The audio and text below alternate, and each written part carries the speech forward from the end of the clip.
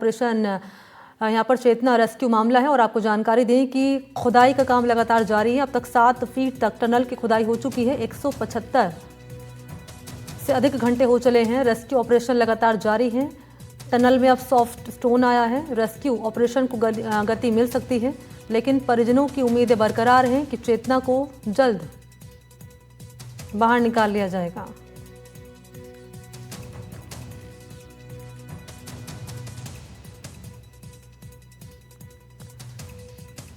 तो चेतना 7 दिन हो चुके हैं, अभी तक चेतना को बाहर नहीं निकाला जा सका है। तो आपातकालीन व्यवस्था क्या है राजस्थान की, ये जीता जागता उदाहरण है। प्रशासन के जो दावे होते हैं धरातल पर खोखले साबित होते हुए अब नजर आ रहे हैं, क्योंकि 7 दिन बीत चुके हैं, अभी तक चेतना को बाहर नहीं निकाला जा सका है। ये खुले बोरवेल जो हैं हादसे का सबब बन रहे हैं, मौत का सबब बन रहे हैं। किस तरीके से लगातार घटनाएं सामने आ रही है। और एक और घटना यहाँ सामने आई कोटपुतली से। चेतना बोरवेल में जागिरी खेलते हुए 3 साल की बच्ची है ये। 7 दिन हो चुके हैं, लेकिन अभी तक बाहर नहीं निकाला जा सका है चेतना को। और ये साफ तौर पर इस बात की तस्दीक करता है जो रेस्क्यू चलाया जा रहा है कि क्या है राजस्थान की आपातकालीन व्यवस्था।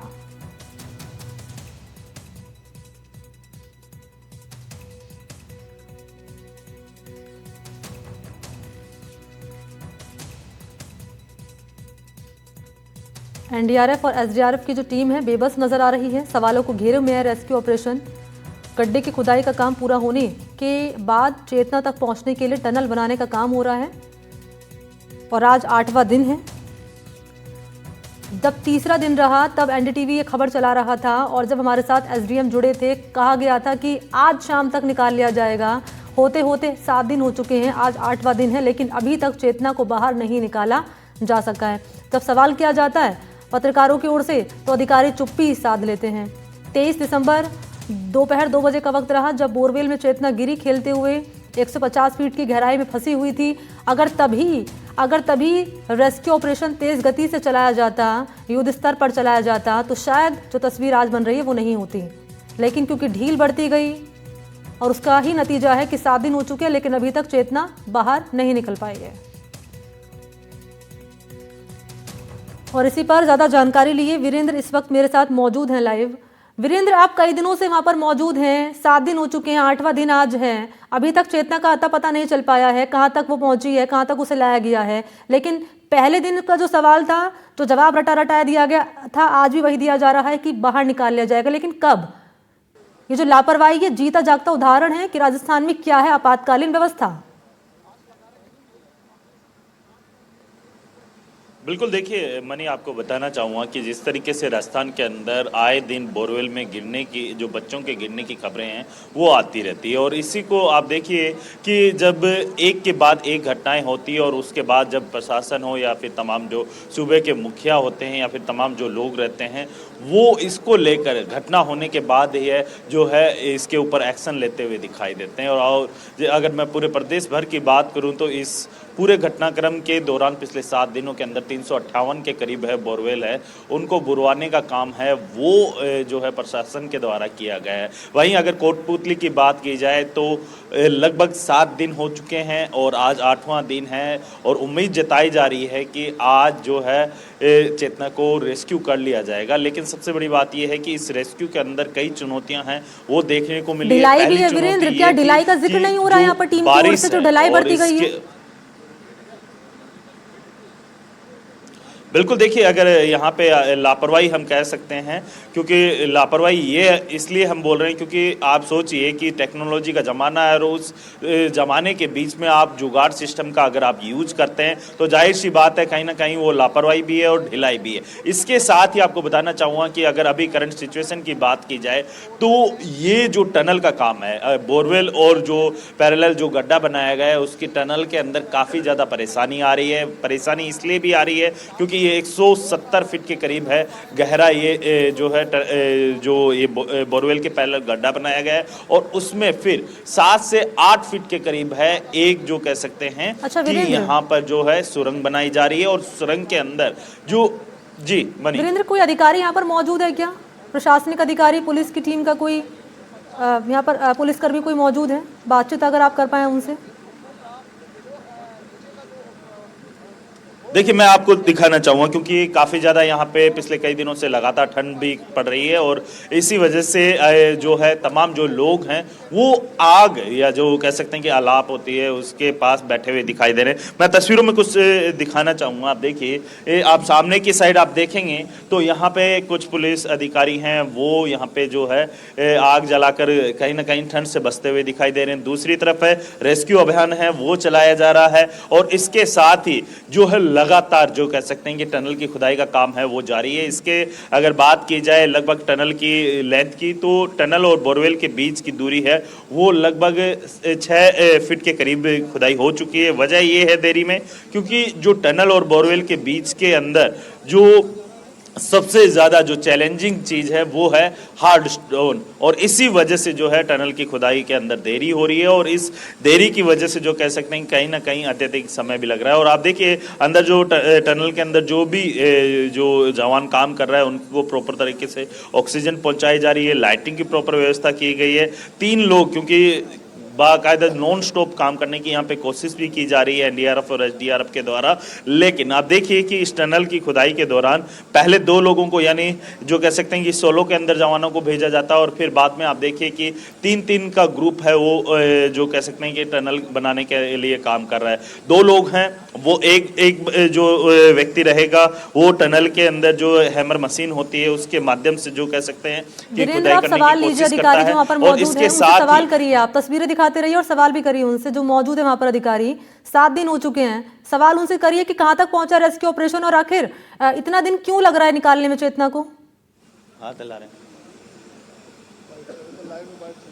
बिल्कुल, देखिए आपको बताना चाहूँगा कि जिस तरीके से ये जो चीज़ें हो रही है इसके अंदर डिले कहीं ना कहीं तो हो ही रहा है। इसके साथ ही आपको बताना मैं चाहूँगा कि जिस तरीके से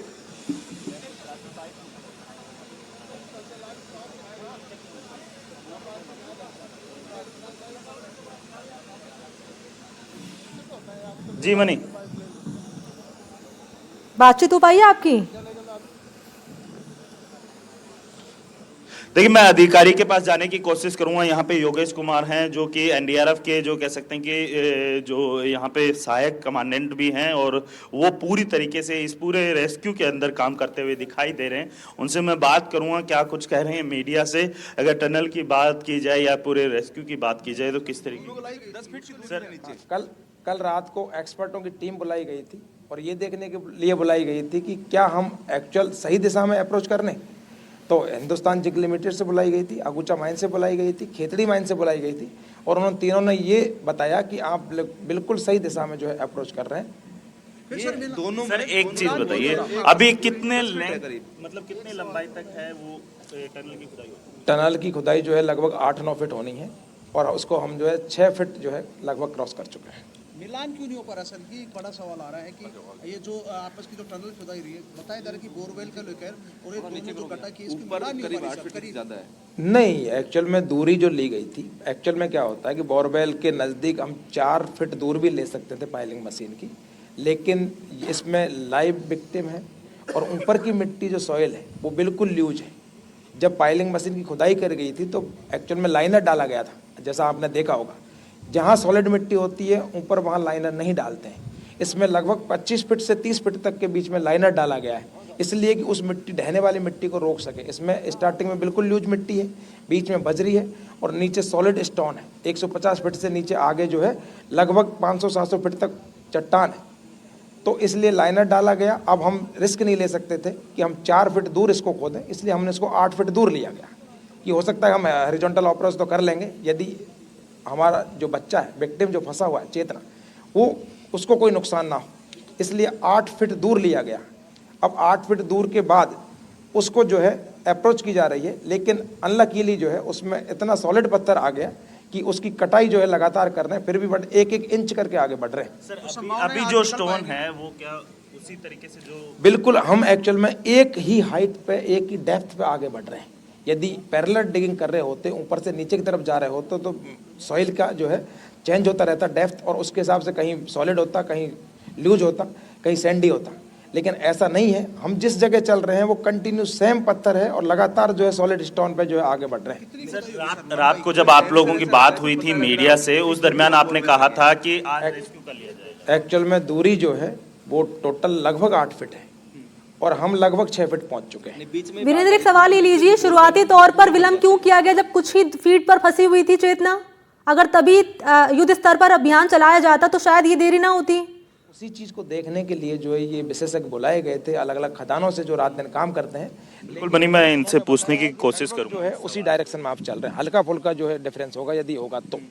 अभी तक क्या उम्मीद अपन मान रहे हैं कि कब तक की संभावना है, आज की या कल की? आज उम्मीद करते हैं कि हम जो है आज रात को इसको निकाल पाए। अभी कोई मूवमेंट बच्ची का या प्रशासनिक तौर पे आप क्योंकि देख रहे हैं इसको? नहीं, बच्ची का मूवमेंट तो नजर नहीं आ रहा है। बाकी जो है बाहर निकलने के बाद जो है मेडिकल ऑफिसर, डॉक्टर वगैरह बता, उनकी टीम बता पाएगी। दे रहे हैं अपन? हाँ, ऑक्सीजन लगातार जा कोई रहा है। फीड नहीं दे पाते अपन अभी उनको? नहीं, फ्लूइड नहीं दे सकते। सर एक सवाल और, क्योंकि देखा जा रहा है कि लगातार जो कह सकते हैं कि हर कोई जो है प्रश्न चिन्ह उठा रहा है, जो ये पूरा जो घटनाक्रम हो इसके अंदर डिले क्या कुछ जो यहाँ पर उपस्थित नहीं है उसको ऐसा लगता है कि इतनी देरी क्यों हो रही है, लेकिन उस देरी के कारण बहुत सारे जो है चैलेंजेज हैं। उस चैलेंजेज की बात करें तो जैसा आप सब मीडिया बंधु भी देख रहे हैं साथ में कि जो चट्टान, जो पत्थर जो निकल रहा है, जिसकी खुदाई डिगिंग चल रही है, उसकी जो है नेचर कैसी है। वो कोई मतलब जो है सॉफ्ट रॉक नहीं है, वो बिल्कुल सॉलिड। वीरेंद्र, ये कहिए शुरुआती तौर पर देरी हुई है, शुरुआती तौर पर विलंब ना होता तो इतने दिन नहीं लगते। कितना टाइम लग रहा है लगभग उसमें? 1 इंच काटने में लगभग आधा घंटा का टाइम लग रहा है। तो 1 फीट की आप समझ सकते हैं कि मतलब एक्चुअल में क्या है कि यदि हम पहले खुदाई करते और ये चट्टान नहीं होती तो हमको 2 फीट का डाया लेके चलना था। क्योंकि सर एक चीज और, क्योंकि आप लोग रात दिन इस तरीके के रेस्क्यू वगैरह करते रहते हैं, क्या आप लोगों को अंदाजा नहीं था कि अंदर की साइड है काफी ज्यादा, जो कि पूरा माइनिंग एरिया है, सबसे बड़ा एशिया का प्लांट यहाँ पे सीमेंट का लगा हुआ है, क्या आप लोगों को अंदाजा नहीं था कि यहाँ पे जो सॉलिड स्टोन आ सकते हैं, रॉक आ सकती है, जिससे निपटने के लिए जो कह सकते हैं कि हाई टेक्नोलॉजी वाले जो हथियार हो, माफ कीजिएगा, जो टेक्नोलॉजी वाले जो उपकरण होते हैं वो यूज करने चाहिए, या फिर क्योंकि पहले से इस चीज की व्यवस्था होती तो शायद डिले कम होती। देखो 150 फीट तक तो इसमें मिट्टी सैंड है, उसके बाद पत्थर स्टार्ट होता है। जैसा कि पाइलिंग मशीन काट के ला रही थी तो वो पत्थर काट के ला रही थी, साथ में डस्ट भी ला रही थी। वो डस्ट पत्थरों की डस्ट थी। इतना सॉलिड रॉक होगा ये कह नहीं सकते थे। दूसरा ये कि आगे विक्टिम फंसा हुआ है, आगे बच्चा फंसा हुआ है, आप ब्लास्टिंग कर नहीं सकते। जो भी माइनर्स होते हैं, जो भी माइनिंग करते हैं, वो ब्लास्टिंग से करते हैं। इसी एरिया में भी ब्लास्टिंग होती है। ब्लास्टिंग कर दोगे, वाइब्रेशन होगा तो ये 700 फीट गहरी बोरवेल है। यदि बच्चा नीचे निकल गया तो इसका जवाबदार कौन होगा? यदि जो है कोई भी कारण से उसको कोई चोट लग गई तो उसका जवाबदार कौन होगा? तो ये सब चीज़ें सोच के जो है ब्लास्टिंग कर नहीं सकते, बड़ा कोई जो है बड़ा मशीनरी लगा नहीं सकते जो प्रेशराइज करे उस चीज़ को, और हो सकता है एरिया को तोड़ दे, हो सकता है उस एरिया को कोलैप्स कर दे। तो उस सभी बातों का, सेफ्टी और सिक्योरिटी का, बच्चे का और रेस्क्यूअर का, दोनों का ध्यान रखते हुए जो है सावधानी के साथ काम करने से स्पीड कम हो ही जाती है। और बाकी जो है परिस्थितियाँ प्रतिकूल होने की वजह से भी जो है टाइम लगता है। सर योगेश सर, जिस तरीके से हमने दौसा में देखा कि आप 3 प्लान पे एक साथ काम कर रहे थे, प्लान ए वो लगातार जारी था, प्लान बी पे जैसे पाइलिंग मशीन से खुदाई हो रही थी, और प्लान सी है जो जेसीबी मशीनों के माध्यम से भी आप लगातार खुदाई कर रहे थे। क्या आपको नहीं लगता था कि यहाँ पे भी इन तीनों प्लान पे काम होना चाहिए था, जिससे क्या है कि कम समय लगता और चेतना को जो कह सकते हैं कि जल्द से जल्द बाहर निकाल लिया जाता? शायद प्लान ए तो आते ही प्रारंभ किया जाता है, और प्लान बी और सी की बात करें, जैसे कि बगल में जैसे जेसीबी से खुदाई हो रही थी, एलएनटी से खुदाई हो रही थी। अभी जो गुना का केस हुआ था उसमें भी इसी तरीके से जो है बच्चे को निकाला गया है, जैसा आपने देखा होगा। कारण ये है कि आप जो बगल में खुदाई करके रैंप सिस्टम से ला रहे हैं वो 50, 60, 65 फीट तक ही पॉसिबल है। यदि आप 165 फीट पे जाएंगे तो आप सोच सकते हैं कि लगभग आप 15, 16, 17 मंजिल जा रहे हैं नीचे। तो उसको दोनों साइड से लाना पड़ेगा, आपको बी शेप में लाना पड़ेगा, और आपको किलोमीटरों टोटल जो है लगभग जो है उसकी खुदाई होगी। उस प्रोसीजर में हो सकता है कि आपको 20-25 दिन भी लग जाए, तो वो संभव नहीं था, इसलिए उस पर तो प्लान पे काम किया गया नहीं। और इसके अलावा पाइलिंग मशीन जैसे अरेंज हुई उससे भी काम तुरंत स्टार्ट कर दिया गया। कितने फीट तक खुदाई हो चुकी है? एक्यूरेट कितनी हो चुकी है अभी तक अगर टनल की बात की जाए? 6 फीट के लगभग जो है अब तक खुदाई हुई है, बाकी 8 फीट तक हमको खुदाई करनी है। 8 फीट कुल होगी? 8 फीट दूर लिया गया है तो 8 फीट के अप्रॉक्स होगी, सर एक चीज आ रही है, नीचे दूरी ज्यादा बता रहे हैं कि जैसे ऊपर का जो स्पेस है और जो नीचे का है उसमें काफी दूरी बता रहे हैं। ऊपर से तो 8 फुट नजर आ रही है, लेकिन नीचे करेंगे ज्यादा दूरी बता रहे हैं आपस में। नहीं, हमको तो दूरी नहीं बताई गई, हो सकता है आपको किसी ने बताई गई। 10 तरह की भ्रांतियां जो है आती हैं और उसमें हम उसको कुछ कह नहीं सकते, लेकिन जिस बार एक्सपर्ट आए थे उन्होंने कोई खास ऐसी दूरी नहीं बताई। हल्का फुल्का जो है माइनर डिग्री का चेंजेस आ सकता है। पिछले 1.5 घंटे 2 घंटे पहले भी 6 फीट थी, 2 घंटे जैसे आप बता रहे थे कि 1 इंच को खोदने में आधा घंटे लगे, थोड़ा सा तो बढ़ाया होगा दूरी तय करने में। देखो, 2 तरीके की खुदाई होती है। आपने सामने ड्रिलिंग की, आप 6 फीट तक पहुंच गए, अब उसके डाया को कौन बढ़ाएगा? उसको खोदने के लिए आगे जो है उसको ड्रिल करने के लिए उसमें रेस्क्यूअर कैसे ड्रिल करेगा? उसके लिए उसको लगभग जो है 3 फीट चौड़ा जो है डाया, हम 600 mm पे काम कर रहे थे पहले, अभी हम 900 mm पे काम कर रहे हैं। पहले प्लान था कि 600 mm पे काम करेंगे। मिट्टी में कोई दिक्कत नहीं है, लेट के आदमी खोद सकता है, लेट के आदमी जो है मिट्टी को निकाल सकता है। लेकिन यदि स्टोन की ड्रिलिंग करनी है तो उसके लिए पावर चाहिए, उसको या तो नीलिंग पोजीशन में या किसी तरीके से, तो उसके लिए हमको 600 की जगह 900 mm का डाया लेना पड़ा। स्टार्टिंग में तो हमने 950 mm 1000 mm का डाया लिया, क्यों? कि जिससे हम प्रॉपर खुदाई कर सकें। यदि आप एक छोटी सुरंग बनाना को लेट के, तो आगे वो खोदना पॉसिबल नहीं होगा। ये कारण समय लगने का कारण है। एक तो जो है एरिया बढ़ाना, जो 2 फीट की जगह हमने 3 फीट कर लिया, 600 की जगह 900 कर लिया, और साथ ही जो है चट्टान आना। सर भीलवाड़ा और खेतड़ी से आपने जो हाई टेक्निक तो एनडीआरएफ के सहायक कमांडेंट से बातचीत कर रहे थे और बता रहे थे कि कहां तक रेस्क्यू ऑपरेशन पहुंचा है। उम्मीद कर रहे हैं कि आज शाम तक चेतना को बाहर निकाल लिया जाएगा। बहरहाल उम्मीद सभी कर रहे हैं, उम्मीद करते हैं कि आज चेतना को बाहर निकाल लिया जाए। फिलहाल बहुत शुक्रिया आपका वीरेंद्र, तमाम जानकारी इस खबर पर देने के लिए।